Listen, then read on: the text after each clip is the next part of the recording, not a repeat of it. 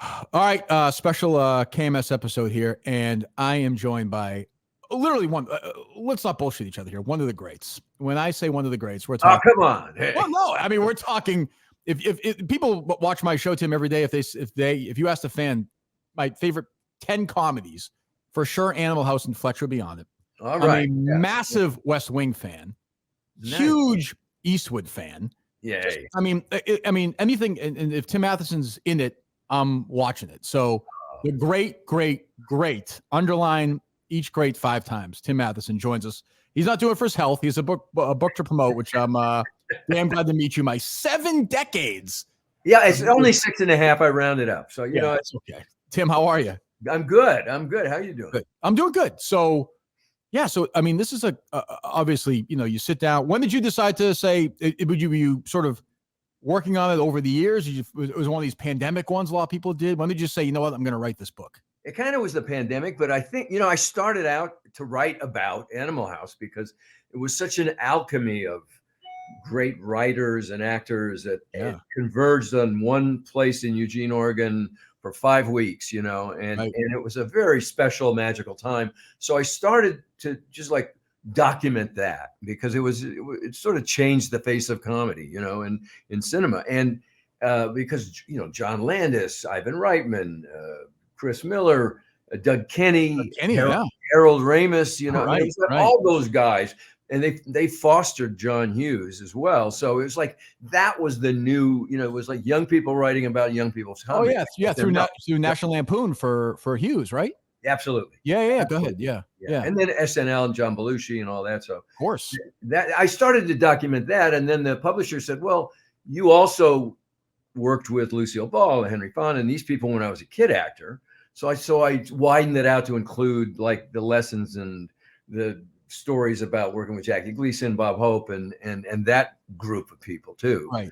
And right up to today, So it's funny. So there are obviously, child actors. A lot of people think of it as a cautionary tale. I mean, we can, there's 5 million examples, but then there are people like you, Jodie Foster, Ron Howard. Yeah. Like, what is the connective tissue? Is it good parents? Is it because you did it before social media? Like, I wonder why did you make it when so many other, kind of weren't able to make it?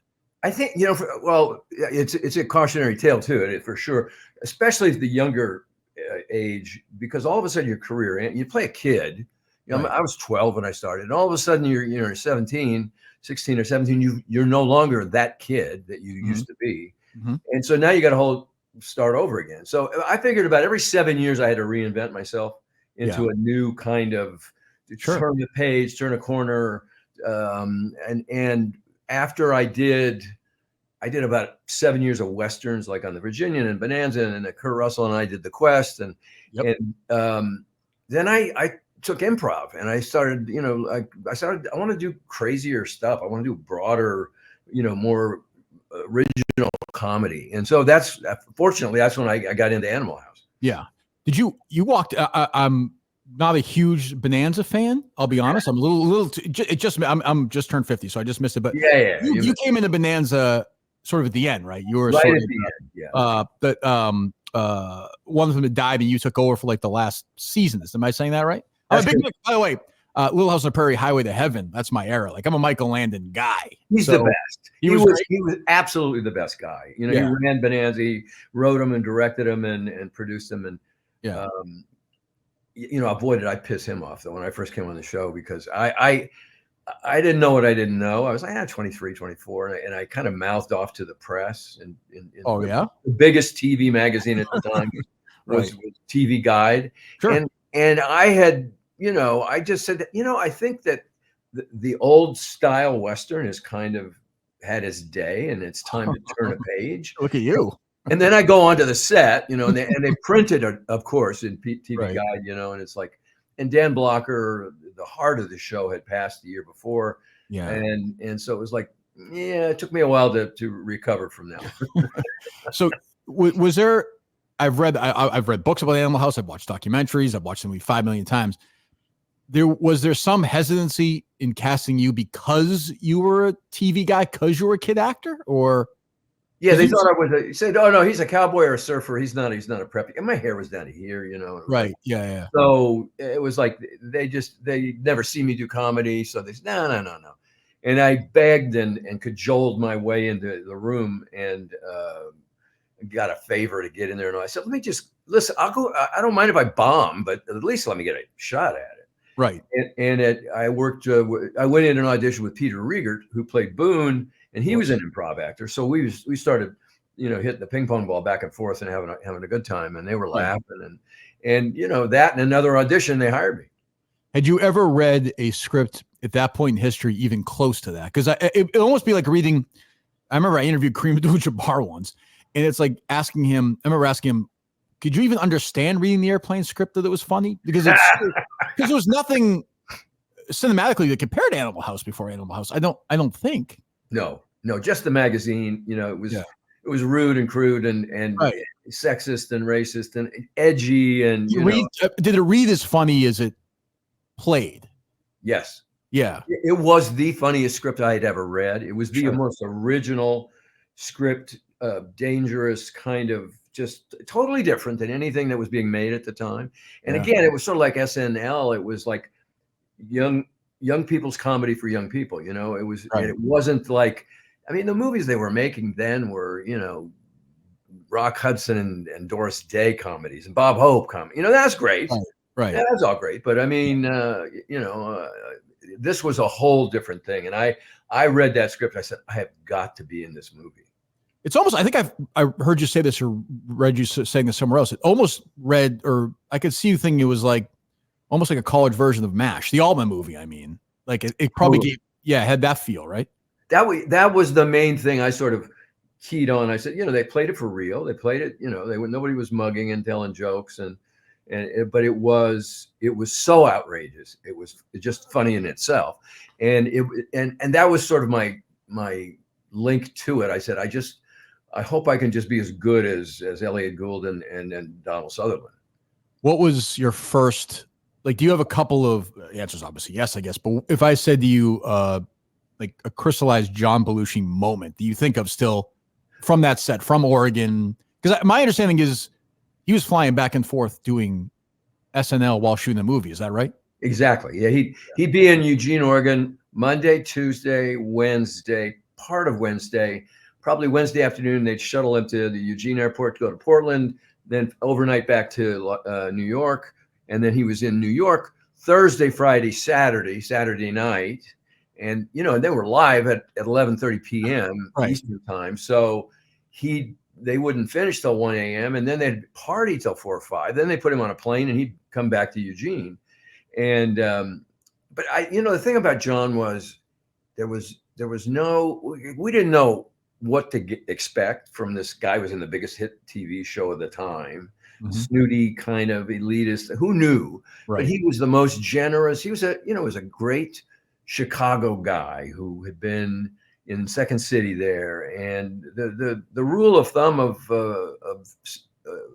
doing improv is yes and come on in, whatever, bring whatever you got and let's build on it. You know, so he totally was very supportive and generous to me, and you know, if after a take was good, he'd say, yeah, that was great, you know, and he wanted to be very real too, because it was a big break for him too. Right. And famously, like I don't know if it was Ramis, I don't know if it was Landis, but they split you guys up, right? Like you weren't talking to Kevin Bacon, for example. Like, right? Is that right? You guys all hung out, and then they all hung out. Yeah. They didn't. We came up a week early. All the Deltas came up a week early. Yeah. We got the bond, and it was called rehearsal, but we just hung out and got into fights with the SAE house and and stuff like this. But then on the following Friday or Saturday before the show started shooting on Monday, all the Omegas showed up, Kevin Bacon and all those guys, Niedermeyer and Niedermeyer and Greg, yeah, and they thought, oh, hey, we're all, they're all New York actors. They all knew each other. And they tried to, hey, guys, how are you? And we just threw food at them and just said, boo, no. It had nothing to do with them. Right. And the movie was I'll tell you a story. So, when I was in 7th grade, I got in some trouble at school. Not like real trouble, but grade trouble. And my dad said to me, this is a true story. Peter Minahan, the late Peter Minahan, said, until further notice, you're on double secret probation. I had no fucking idea. I was like, I literally was like, what is he talking? Then the next year I saw the movie for the first time. I was like, oh, then it connected. But Peter Minahan put me on double secret probation. You didn't realize he was having you on. Yeah. But by the way, John Vernon, who played Dean Wormer, was unbelievable in the movie. Brilliant. Like it would be the way Leslie Nielsen did it, or the way Peter Graves did in Airplane, like dead serious, like he was in an Eastwood movie. Like, what was he like? John was great, he kept trying to be funny, and he'd come in and say, "Hey, John Landis, I'll try this, I'll do this, and I can do that." And he said, "No, John, just do John, just do what you do."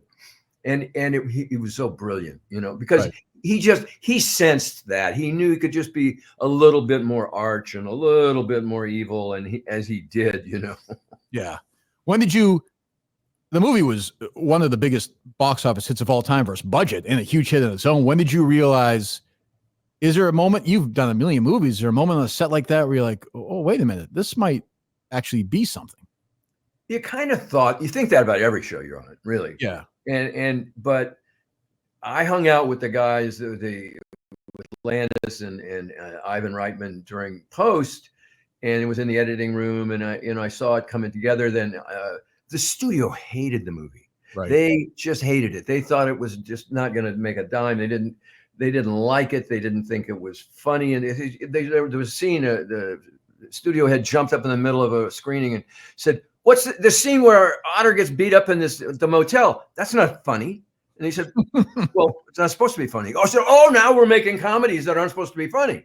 And it was like, they hated it. And so, but Ivan and Landis outsmarted them at every corner. And they took about a 5-minute clip that Landis and Reitman put together. I narrated it as Otter and took it to the National Theater Owners Association convention in Las Vegas and snuck it to them.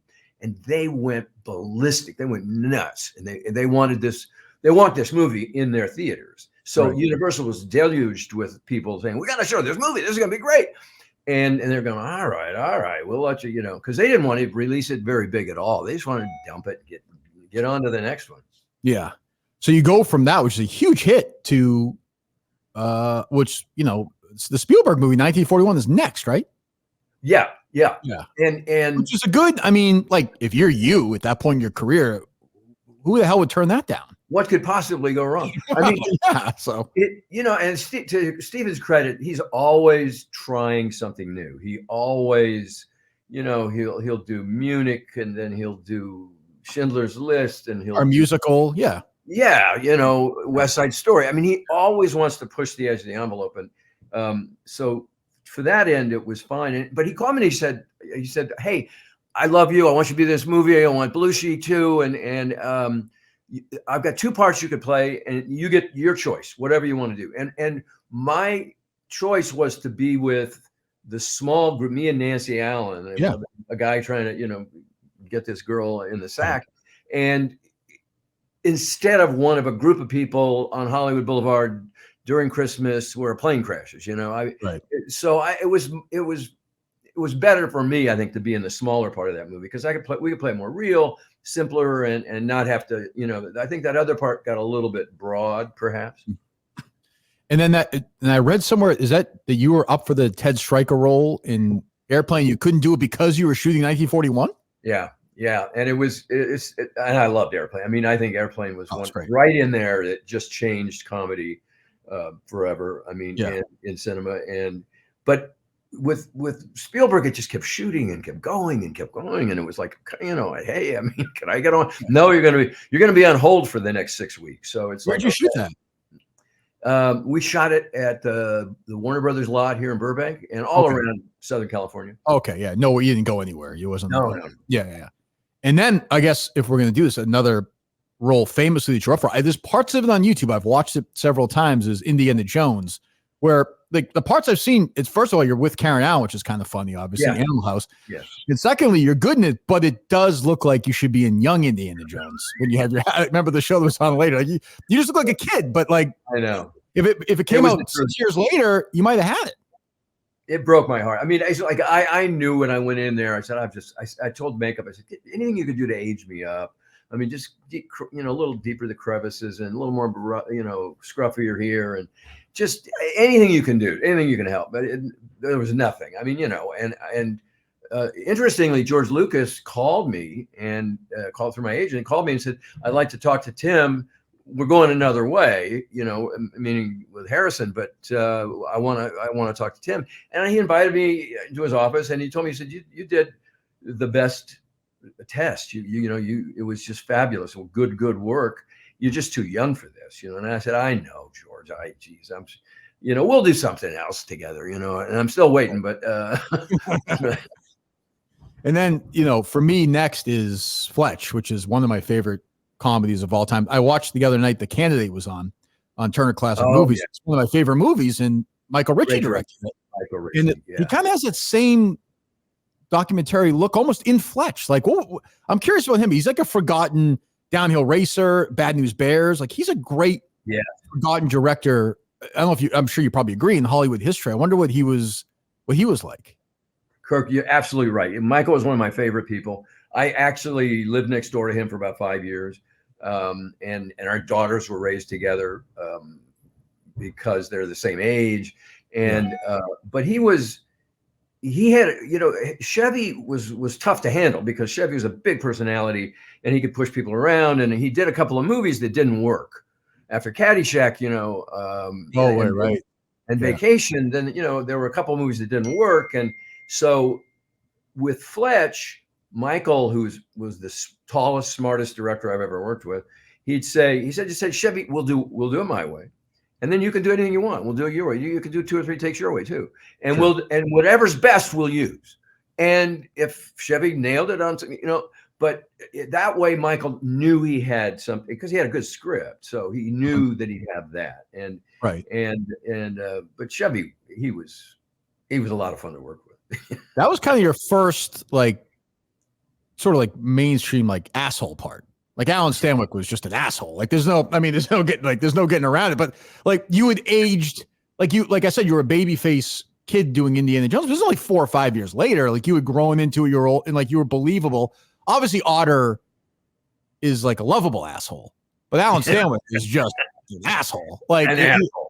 Did you read for that or no? Were you at the point where you didn't have to do that? Well, I knew Ritchie, and he had tried to hire me. He at one point he wanted me to do this movie he was going to do, and that Buck Henry had written, and it was about it was a political thing. It took place in the White House, and I was coming out of another movie, and I just said, Michael, I don't see I can do anything with this, and I don't get it, And he said, really, you should do this movie, and I said, nah, and it took me to lunch, and he tried to convince me, and then about when we did Fletch, I said, whatever happened to that movie? He said, the movie never got made. And he goes, I was trying to tell you, just take it. They'll pay you. Right. Yeah. But I couldn't say that. So that was Michael Ritchie. I mean, so he was just a wonderful man and a great director. And I mean, Bad News Bears, again, great. Just it's played very real, like you say, documentary style. And I think it's that helps comedy a lot when you do it that way. Yeah. And in Fletch, you're with the great Joe Don Baker too. Oh God. The scene at the end, one of the great character actors of all time. Let me go, if I can go back a little bit. I'm going to go see it this week. It's amazing. He's 94. Juror number 2 comes out. Oh, Clint. Yeah. You worked with Eastwood in, one of my favorite movies of all time. You're with, I think you're in a couple scenes with Robert Urich too. Oh yeah. Bob Urich, David Soul. Yeah. Yeah. And what was this? And Kip Niven, we were the 4 bad cops. Right. Yeah. The shootout. Yes. Yeah. Right. What was Eastwood like?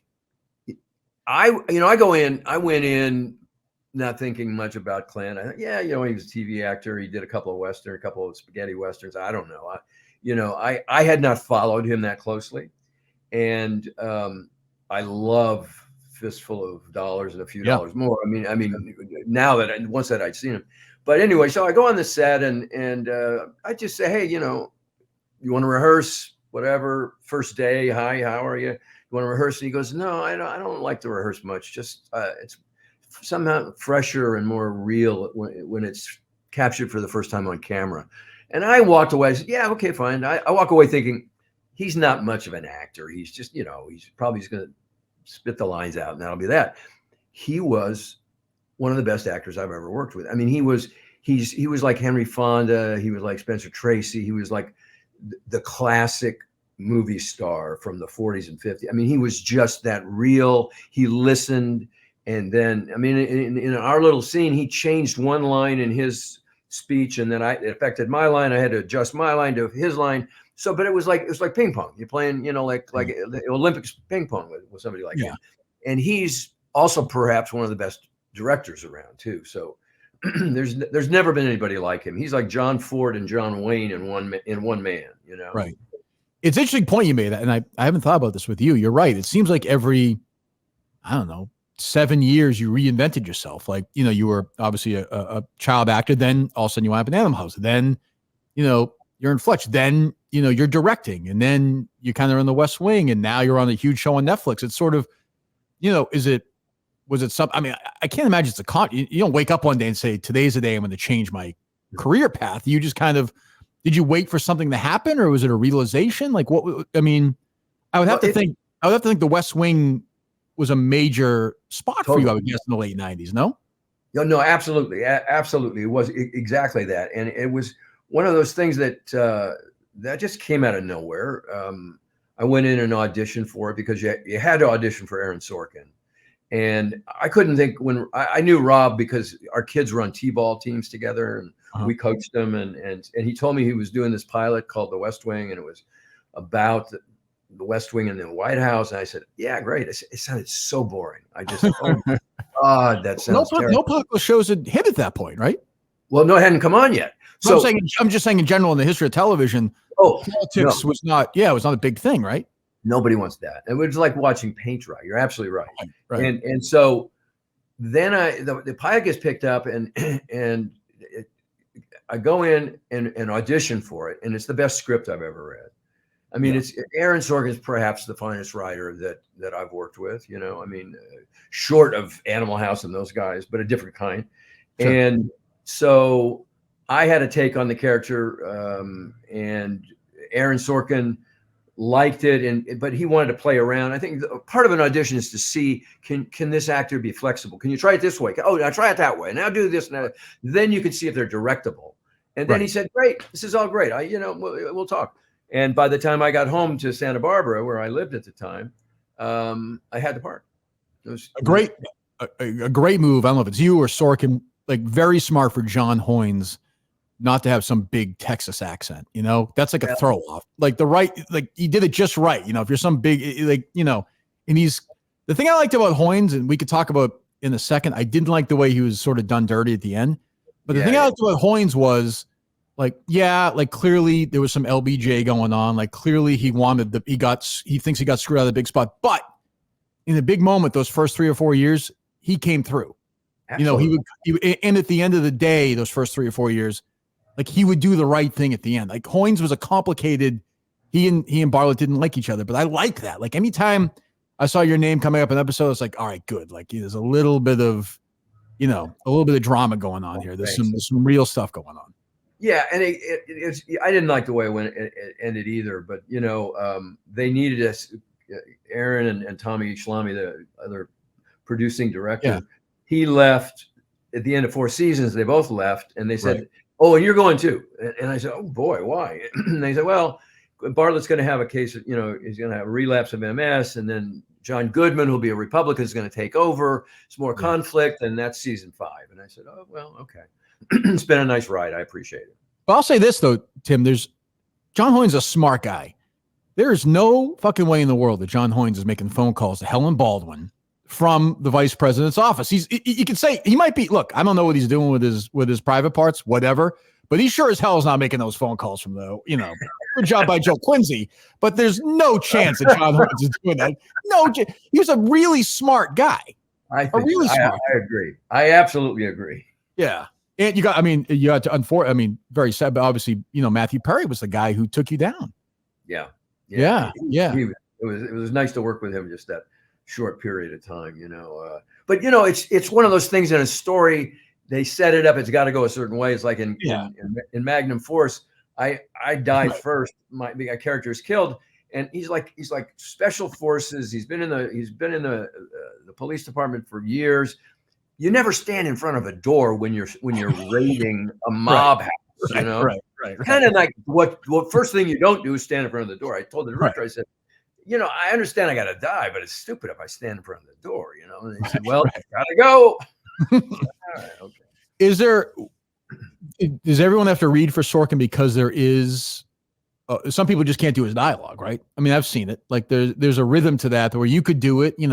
Brad Whitford can do it. Whoever, Brad Pitt did in the movie, but there are some people who just, I guess, can't do it. Is that fair to say?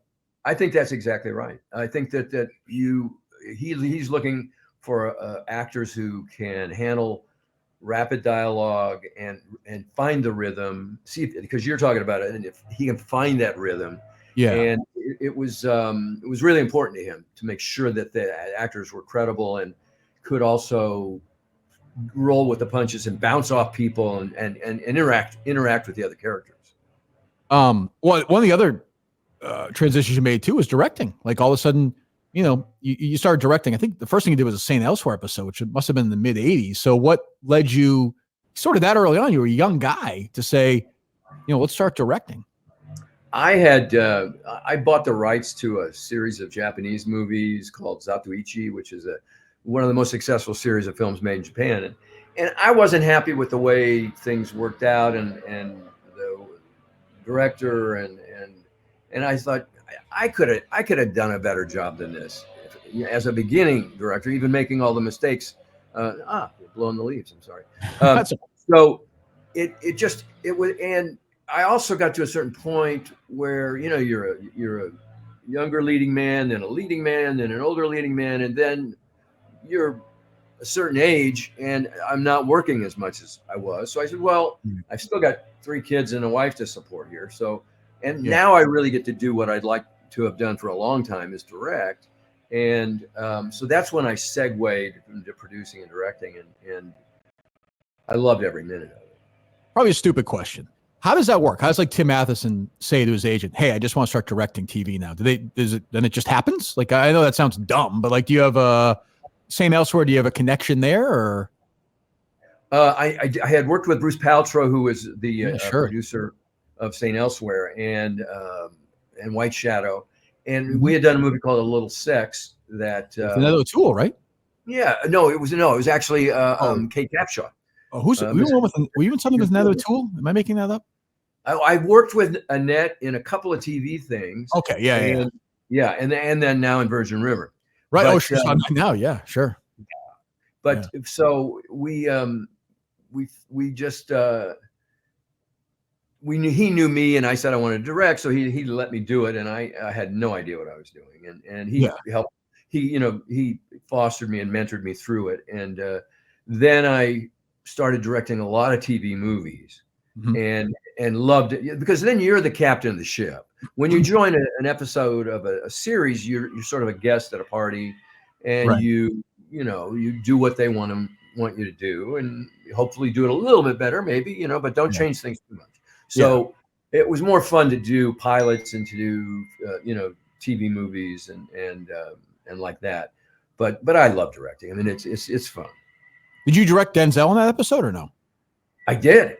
I did. And he was, I look back, I mean, Denzel and David Morse were 2 of the finest actors on that show, and just solid, came in, did the work, deep, solid, and then went home, no fuss, no muss. Yeah. It was. You had a run in the 90s. I mean, my God, I remember being angry at you as a kid because you were going after the mom on Growing Pains, Joanna Kearns, in the TV movie, where you were thrown around all over the place. You were like 70 TV movies over like 4. These names are crazy. You were in every single one. Asshole, killer, asshole, psychopath, killer. All of a sudden you became is that like I mean, you might have liked doing all of them. I don't know. Is that a point of your career where you're like, look, I got to pay the bills, or is it a hey, I'm typecast and I can't get out of it, or did you just really enjoy doing it? I was doing movie of the weeks, and that was sort of what all of a sudden, that was a 7-year period where they were in demand. And, in 1 week it would be Buried Alive. That was a good one. Oh, that was great. That was Frank Darabont, who did Shawshank, right. And I love that movie. And with Jennifer Jason Leigh. Yeah. But you're right. Then I'd be the jerk in this one, and the beating up Joanna Carnes and or Shannon Doherty and Tiffany Amber Thiessen. Yeah. Yeah. Or I'd be, I did. They didn't do too many comedies, but I did a few comedies. And but you were a few like you were with the Touched by the Angel woman. You were like a romantic. You would do that as well. Reba. Yeah. Second Honeymoon, I think it was called. That was Second Honeymoon. Yeah. Right. Yeah. I mean, those are those. I imagine in my mind those TV movies are like shot really fast on a pretty limited budget. But I might have been wrong, because back then a ton of people watched them. I mean, you get 25 million people watching them. Like the Hallmark ones now are like 15 days and like for a nickel, but then a couple of them would be like Hallmark or a big budget or larger budget, and then there were other in betweens, and then there were a series of film like Buried Alive, or I did a movie. Well, USA was the sort of was the network for Universal, and Wilshire Court was the network for Paramount that made these little non-union cheap action movies. So and Buried Alive was one of those, and I did another one over at Paramount. Actually, the second assistant director from Animal House had become the head of that division of the studio, and so he hired me. He said, "Come on over here and make one of these." And I said, "Okay." Yeah. Ed Malkovich, he was a great guy. It's crazy when you look at that Animal House cast. He's mentioning that, like everybody, obviously Belushi, Bruce McGill, Bacon, like just a insane. Like, I mean, when you see Kevin Bacon on that set, I'm guessing you're not thinking, 5 years later he's going to be shaking his ass all over America. I mean, he became a massive. Bruce McGill is still, a working, to this day. I mean, it's kind of like Diner, another movie Bacon was in, kind of one of those cats. Peter Regan obviously was in Succession, The Sopranos, a million things, like crazy. And I think, Kevin Bacon in my mind has sort of taken over the Donald Sutherland mantle, because he is in so many different characters and plays such different character types in so many different movies. And if you look at all the movies he's done, I mean, it's like, oh my God. And when did he have time to have lunch? Right. You worked with Donald Sutherland, right?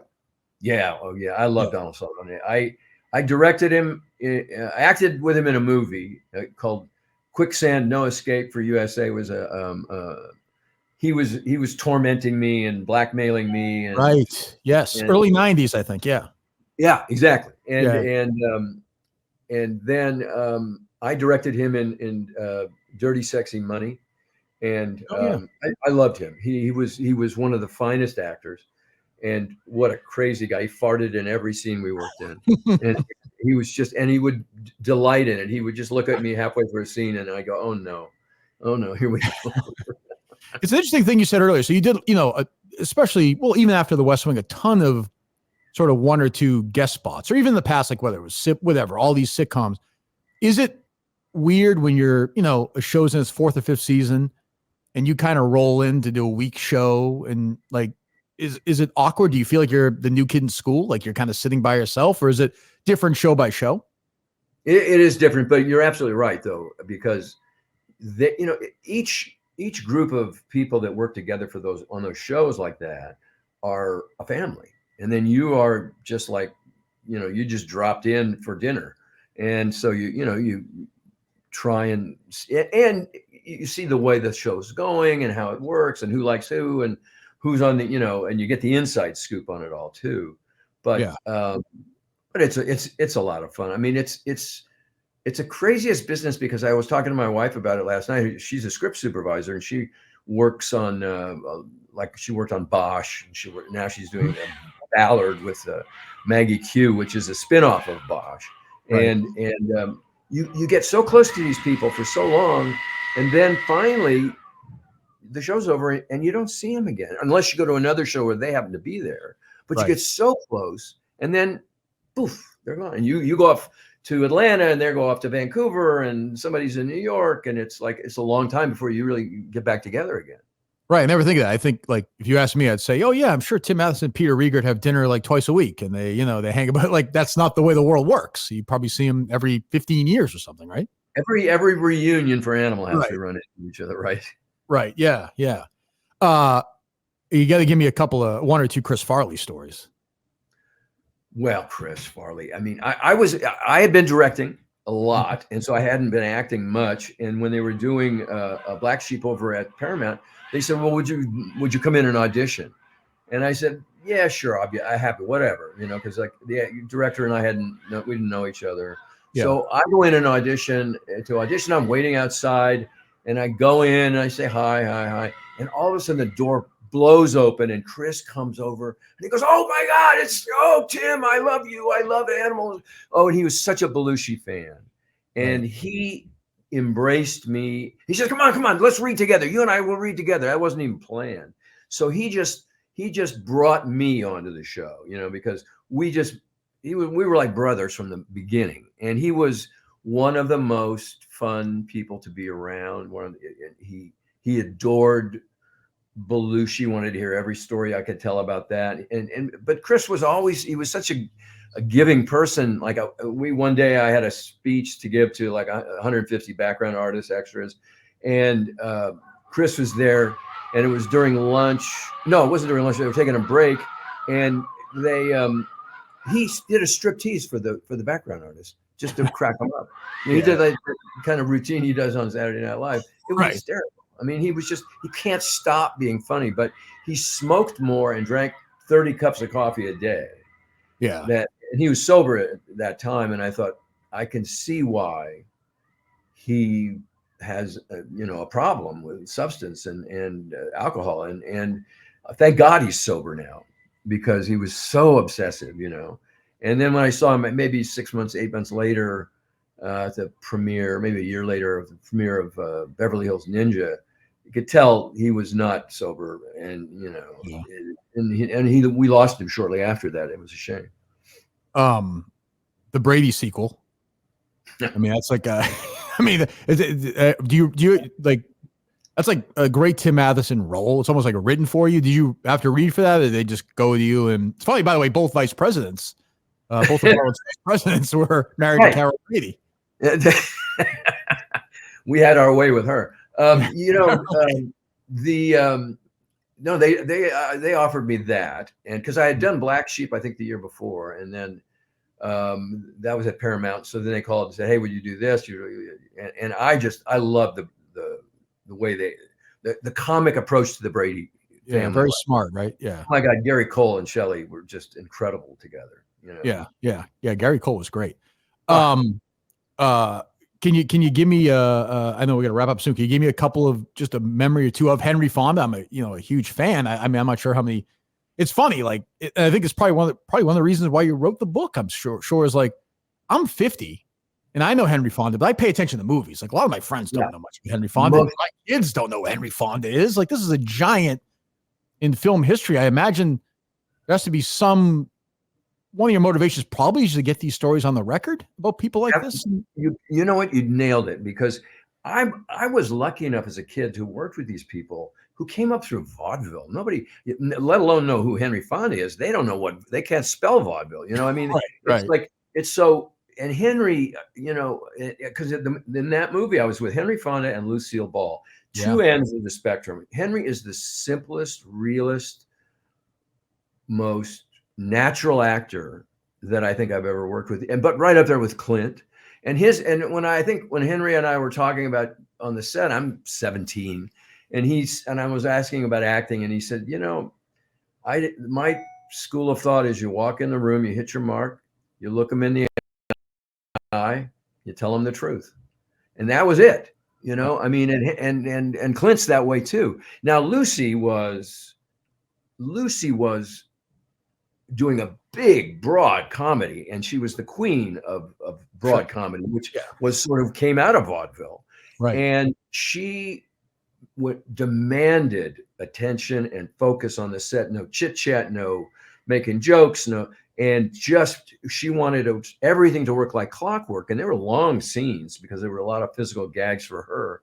So she demanded, whether you were 6 or 60, that you have to give it your all and perform at a top level from the first rehearsal on, so that she could get her timing worked out and make sure she didn't have to do it too many times and waste her performance. But the two of them together, I mean, were such a treat, because he didn't try to do comic stuff, but he was very funny in the movie. And the funniest thing about Henry was he was trying to quit smoking. And at the time, I think there was a football player named Rosie Greer, and Rosie was doing needlepoint. And he taught Henry how to do needlepoint. So he'd sit around the set doing needlepoint. I don't even know how you do it, but it kept his hands busy so he wouldn't want to smoke. Not as obviously as famous a figure as Henry Ford or Eastwood, but Henry Fonda, rather, or Eastwood. You know what had that sort of, nail it, keep it simple attitude you worked with a lot on the West Wing, maybe as much as anybody, is John Spencer. Oh, but a very real, like, your relationship with Spencer, your two characters, was almost more just through the alcoholism, and was almost more important than yours with Bartlett. And he struck me as no matter what he was in, a very real presence. And I thought it was just a huge loss just to the show and obviously to acting when he passed. Yeah, he was my closest friend on the show. And just because he opened up to me and we talked about the troubles in our lives about alcohol and what we'd both gone through, and how he told me a story that about the first movie he'd ever done where he was sober, and he didn't know if he could do it, because I told him, I said, "Oh, I loved you in I think it was Presumed Innocent, right? Presumed Innocent." Yeah. And with Harrison Ford and Bonnie Bedelia, and he was Harrison's buddy. He was a cop buddy. Right. And he said, I had the scene on the boat where I throw the evidence overboard, and he said, that was my first sober scene ever. And I mean, to reveal that to me, and to know the nerves that he was having at the time and how good he was in that. And every time I did the show, because I was nervous, because I was only doing 5 or 7 shows a season for the West Wing, I'd come in and I'd just look at John and immediately be grounded, and I would be there, and I would just look him in the eye and tell him the truth. Anything you regret either leaving in or taking out of the book now that it's out to the world? It's wonderful. It's sort of a kind of confession, and I tried to include all my mistakes, or many of my mistakes. Mm-hmm. And there were certain things that were left out just for time, perhaps, or they sort of the one thing I did enjoy doing, I did this thing called Film School Boot Camp, which was just to try and tell young actors, directors, or writers, or producers, or whatever, that whatever they teach you in film school, I know is about auteur and about Citizen Kane, and about the perfect way to do this and this perfect way to do acting and stuff. But it's never that way on set. On set, you're against the clock, you're behind the clock, you're running out of time. So what do you do? And just tricks like, who do you want to make friends with on the set when you're a guest director in an episodic TV show? The cinematographer. They can bury you if they don't like you. Right. I mean, and that, and of course the actor. You want to make sure you serve the actor well. But it's just that kind of thing, and just tricks that can help dig you out of a hole that you've dug yourself into, or somebody else has helped you do that. Sure.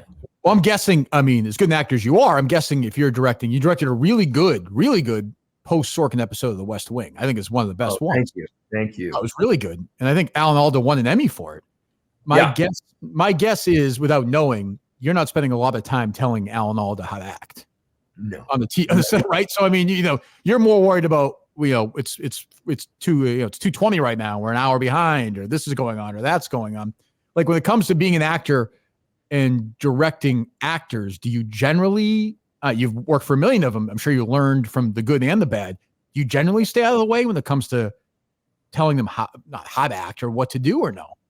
Yeah, it's like a coach. It's like when you see a natural athlete is on your football team, and you might say, look, you know what? Just if you go out 15 yards and then cut left and then back right, you'll be open.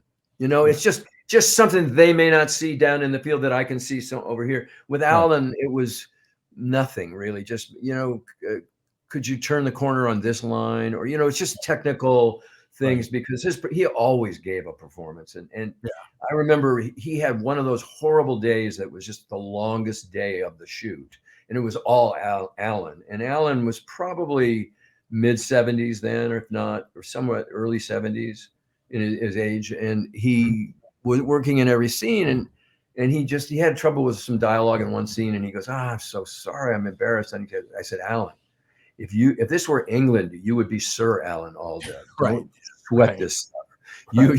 You've given your all day long. You know what? We'll do it until you're happy with it, and we'll move on. What was Hoynes doing running back in that election again? Hoynes thought he had a chance. What the fuck? You guys spilling state secrets to some broad. What are we doing? Hoynes guy, but Jesus, John. I mean, I don't think it's going to happen, buddy. I know Suzanne's forgiving you, but not again. No, I think it's coming around again. I don't think so. The book is called "Damn Glad to Meet You: My 7 Decades in the Hollywood Trenches." Go get it. It's, a million great stories, and one of the great careers. I mean, hopefully our paths will cross again. Would love to have you on anytime. If you have anything else to promote, we'd love to have you on. But yeah, no, we really appreciate it, Tim. Thanks for your time. Thank you very much, and thanks for being so insightful about it. I appreciate it. Oh, thank you. Thanks so much. Good to meet you. Nice to meet you.